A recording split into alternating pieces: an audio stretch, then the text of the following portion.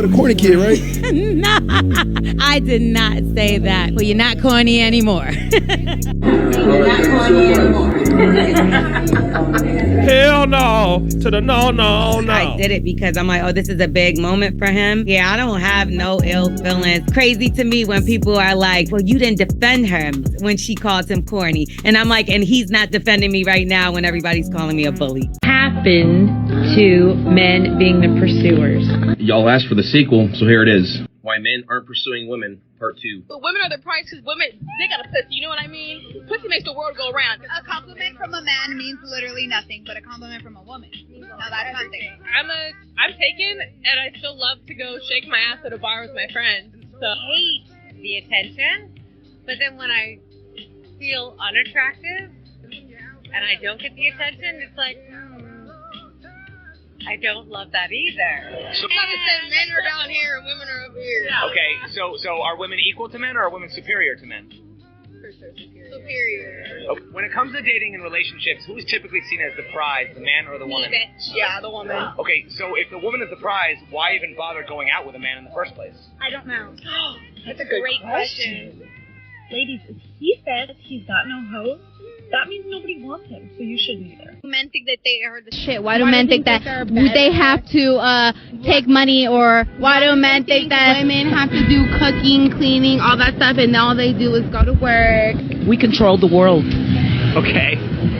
So if women control the world, why do so many people think it's a man's world? How likely are women willing to accept men for just the way they are? Not very likely. We want things, and we're not going to tell you what we want. Why would you do that? Because for the sake of being complicated. So, like, what kind of effort do you make? What do you do? I mean, obviously, if I like someone and I know I'm going to be seeing them, then I'll, like, put my makeup on, do my hair better than normal. 50% of adults in the United States are single. I wonder why that is. There are a lot of cool men out here. I love the president. Let's give it up for the brothers. There's a lot of cool men out here. For the men out here. I love the president's speech saying you're looking at a feminist. What can men do leaving here? Be better.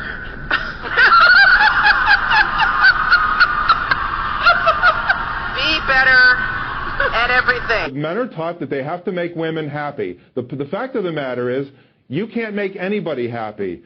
You have to make yourself happy. Happiness is a byproduct of achievement. So for women to say that they're unhappy, it's their own fault. Anybody who says he's unhappy, it's his own fault. Everybody has to make himself or herself happy. You're giving me such a bloody headache. Yeah, I mean, where are you from? Where are you from? Dear Lord, I would never in a million years teach my girls that they have to grow up to be reliant on a man, as you can well imagine. I would never teach my son that he should be attracted. But Tracy, you're the same one. You're the same one who brags that she's so strong and so tough and doesn't need a man's money. Yet you're taking alimony. City boy, city boy. Got him. We fucking got him. That's where he's the goat. The goat. Good morning, my friends. Peace and love to my brothers and sisters out there. Thank you for hitting the like button, subscribing, sharing, and turn on notifications so that you know when I drop a new video. Anyway, today is Monday. Typically hate Mondays, but I'm actually off today. But I have quite a few things to do. And this was on the agenda to complete this video. Still trying to get to 1,000 subs. Why is this so hard? But anyway, this will make me appreciate it once I get over that hurdle. Gosh. Anyway, today's video, unfortunately, I have lots of content coming because life just keeps happening. Today's video is going to be about Micheal B. Jodan and about his incident encountering a woman that used to bully him, probably, I won't say bully, but probably tease him in high school. And look, I'm pretty sure this happened to quite a few people, but me being a person that, you know, girls used to call me ugly, or either they would send little girls up to say that I was ugly because I had acne on my face and stuff like that. And I was just like, shell shocked. I wasn't one of those guys that was like a good teaser back. The best I could do is probably draw like a funny picture of you or something like that.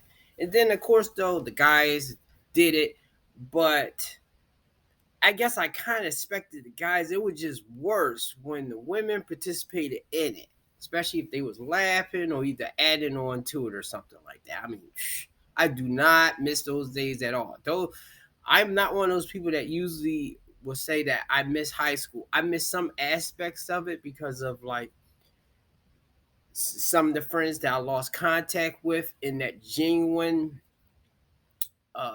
friendship that I had with some of the guys at that time. But as far as the other stuff, I do not miss it at all. Anyway, Micheal B. Jodan encountered a woman that he knew back during when he was younger, and now he has blown up. He has really made a name for himself. And while some will say that what he did on the red carpet, because that wasn't really nasty, but that's definitely something that I would do, because like I will say, I can be petty. Like, and it goes both ways. Like, I will always remember when somebody was kind to me, nice to me, and I will always remember when somebody was like nasty to me or something. I may not even say or address it, but I remember. I remember.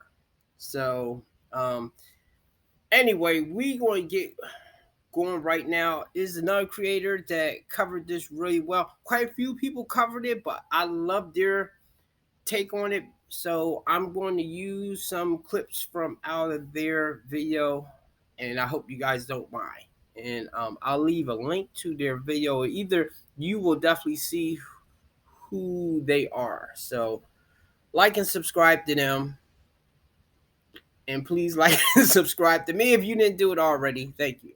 Welcome, you flight savages. Let's break down the events that transpired between L'Oreal L and Micheal B. Jodan. We're going to take a look at this from multiple angles and the lessons that we can learn from this given situation. Movie star, director, actor Micheal B. Jodan. He's been in movies with the likes of Creed 1, Creed 2, and of course the upcoming Creed 3. He was Killmonger in Black Panther. I mean, we've been rocking with Micheal B. Jodan all the way back to when he was this little kid on The Wire who only lasted a few episodes, but it was quite obvious that the man is a special talent. He also paid his dues coming up in the ranks, show after show after show, until he got big. Micheal B. Jodan is what we would call a gentleman who was on his purpose when he was young. Even by what L'Oreal said, walked around with his head shot. He was named after Michael Jordan, but he couldn't ball, apparently.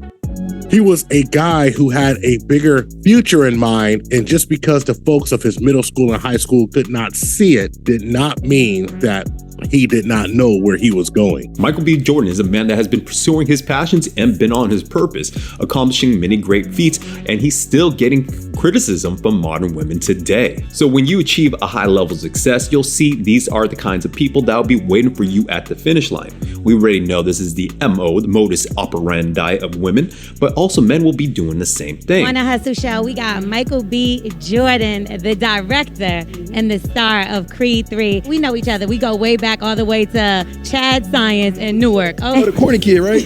No, I did not say that. Misquoted for sure. Oh, I heard it. No, you did not hear me say. I said we used to make fun of the name. But yeah, he is obviously killing things out here. How is the difference? Here we can clearly see that L'Oreal is attempting to show that she had some kind of connection with Micheal B. Jodan when they were back in school. And now that she's trying to buddy up with him on the red carpet, he was not having it. Looking down and not really looking her in the eye as she's talking to him and as he's explaining himself.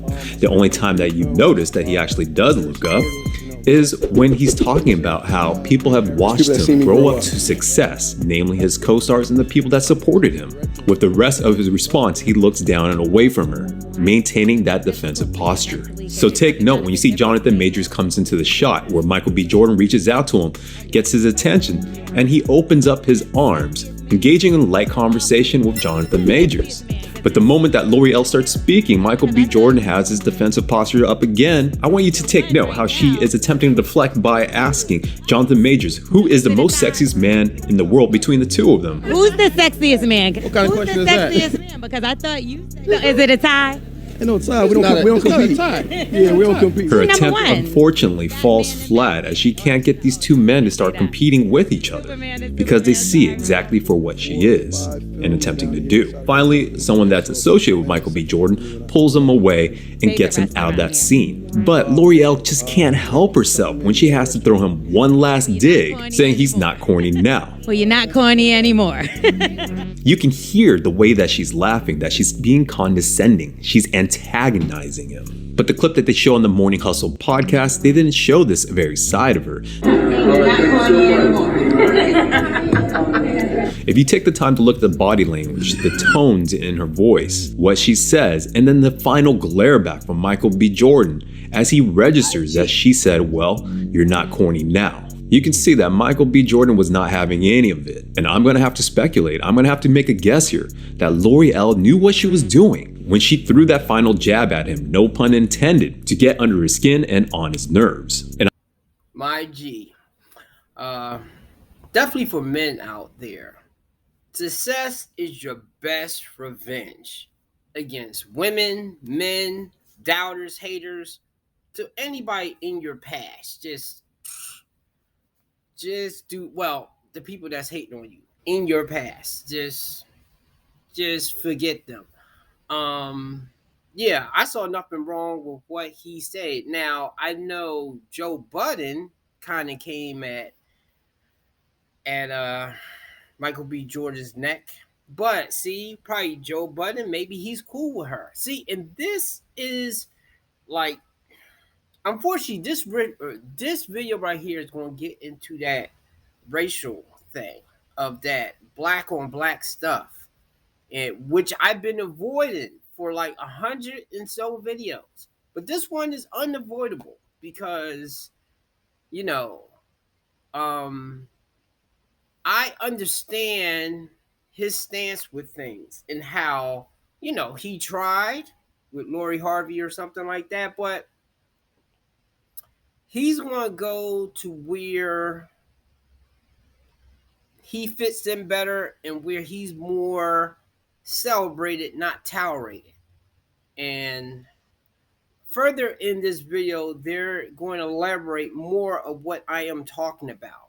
So, you know, I don't mean to diss anyone, and I'm usually not trying to really pit any specific group down, but I am usually pointing out a behavior, and it's some stuff they're going to say later in this video that, you know, I can't knock because that's where I am. The only thing that I wish is that I had his kind of focus when I was younger, because even though I'm doing okay, I could have did so much better, but I got distracted by love.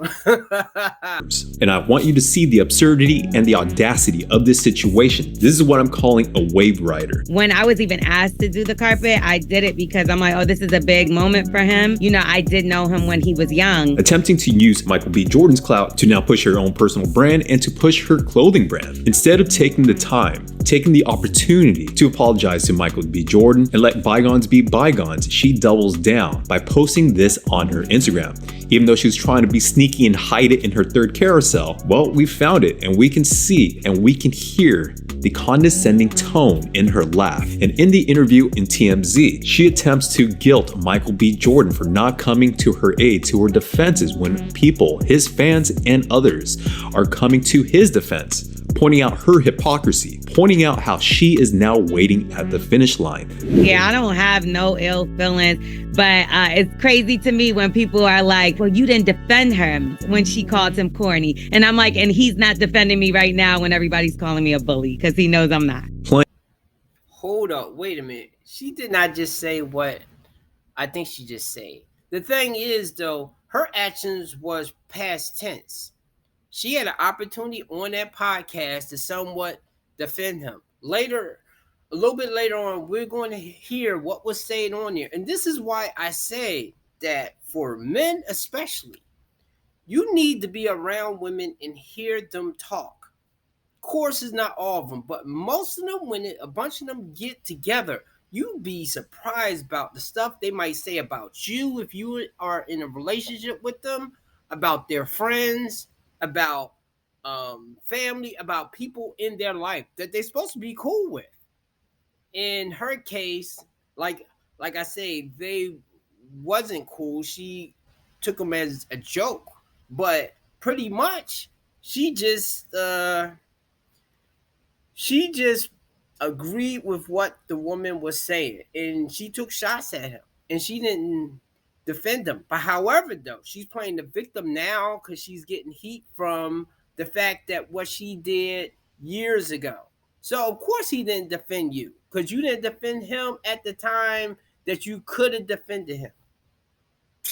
Playing victim to win people to her side, but in the end, it only makes her look more foolish and more of a clout chaser than ever.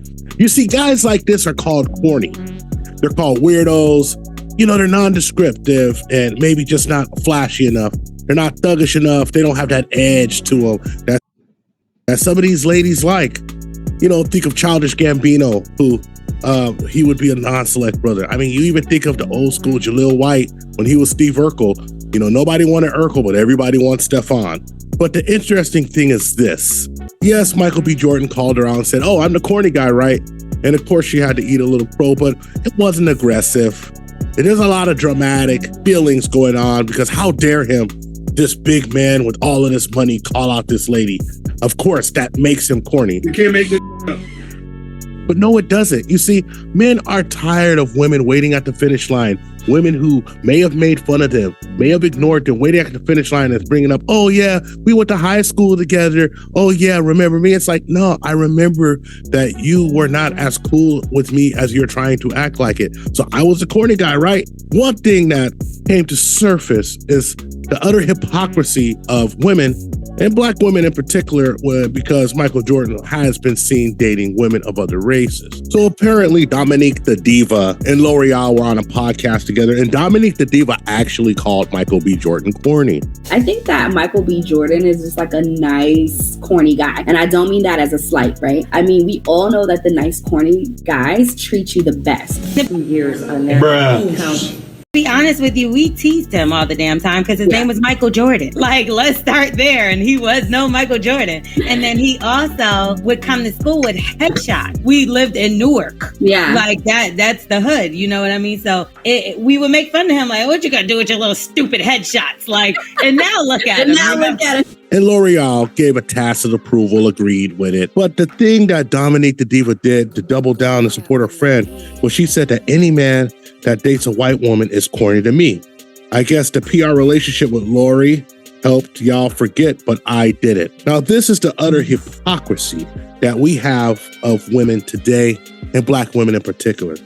You see, you can call a man corny when he's young, reject him, and when he goes to people who like him, oh, okay, he's not select enough, because now those resources are in a different neighborhood. But I was listening to O'Shea Duke Jackson earlier, and one thing that he said was that he doesn't really get upset, and he's pro-black Pan-Africanism, but he doesn't get upset when he sees black men dating other women.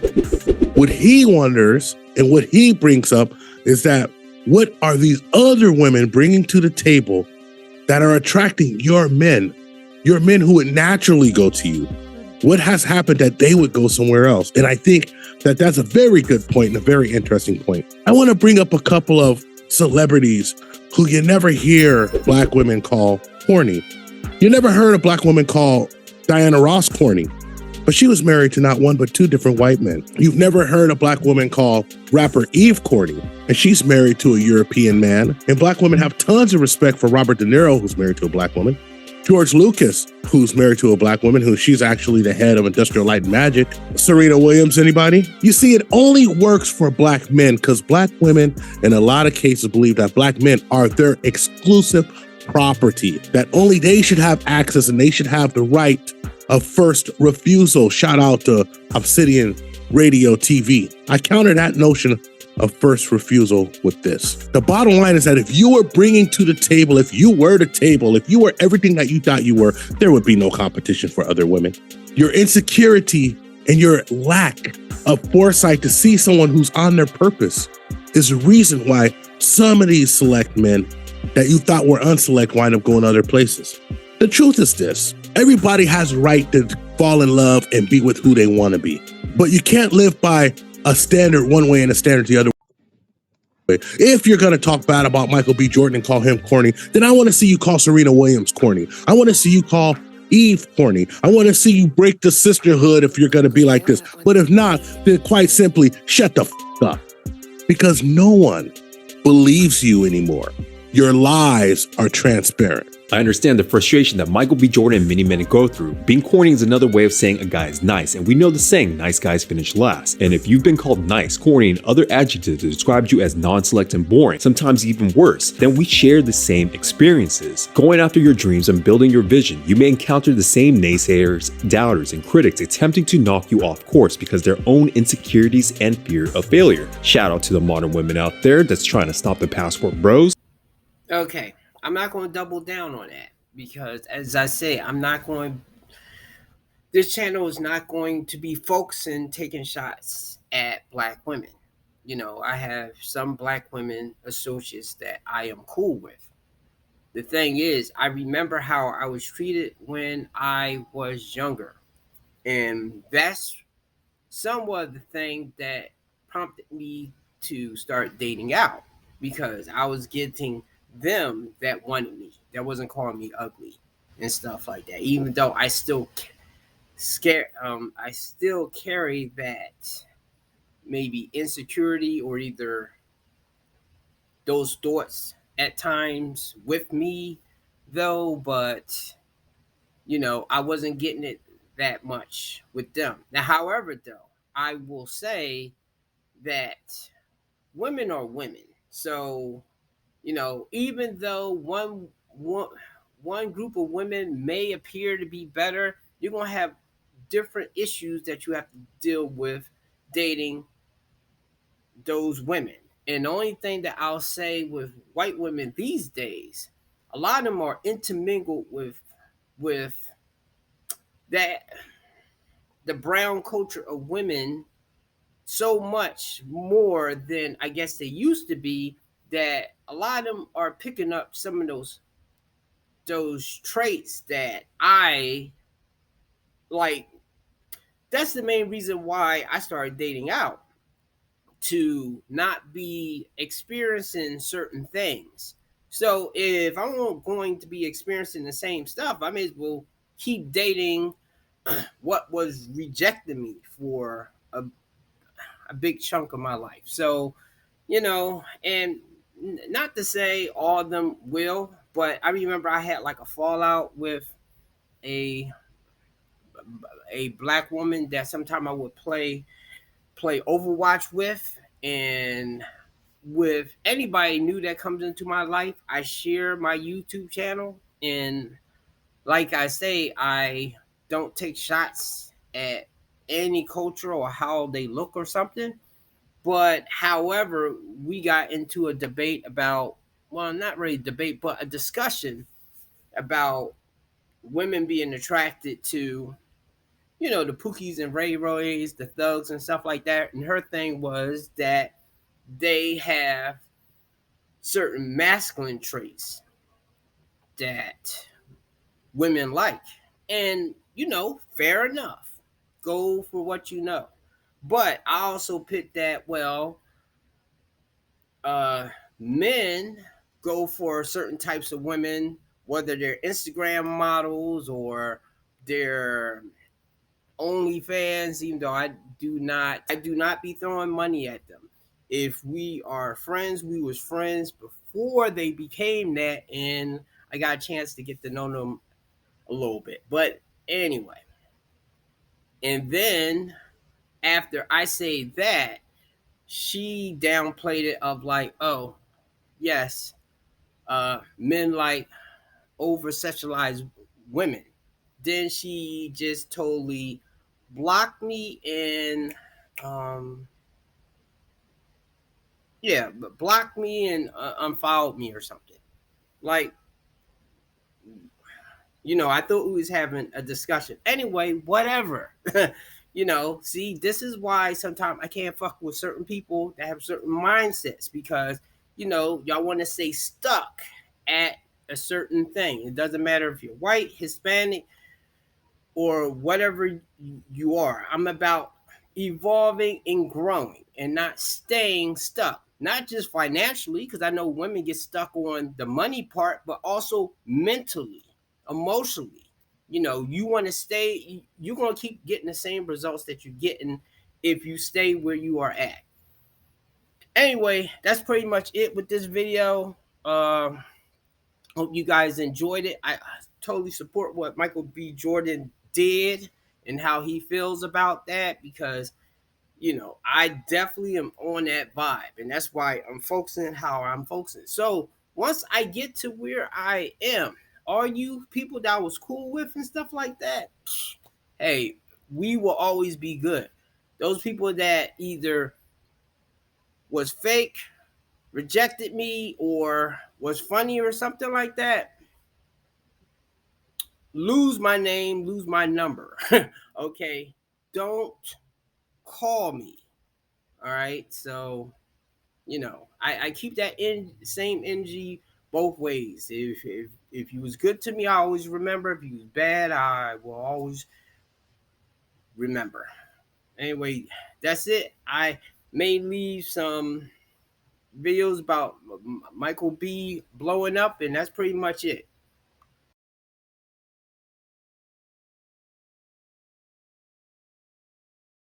Became a Toys R Us model. He modeled for the toy company in their advertisement for print. He also modeled for Kmart. You're in a superhero movie. It's going to be shirtless.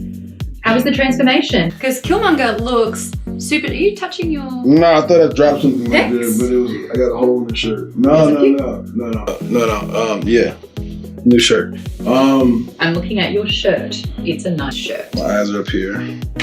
Micheal was homeschooled, but was allowed to play on the basketball team at New Jersey's Newark Arts High School. This is where he developed a love for the game, despite never getting as good as Michael Jordan without the B. Micheal B. Jordan was good friends with his co-star and late Chadwick Boseman. Micheal was devastated upon hearing news about the Black Panthers superstar tragic death to cancer. Tragic loss, for all of us.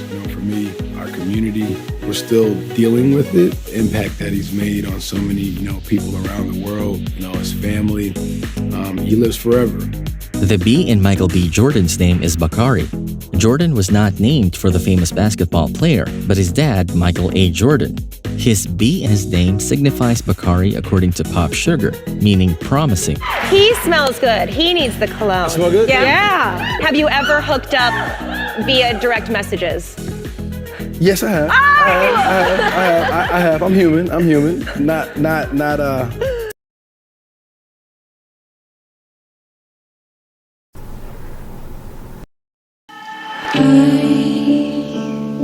I still wanna run to you.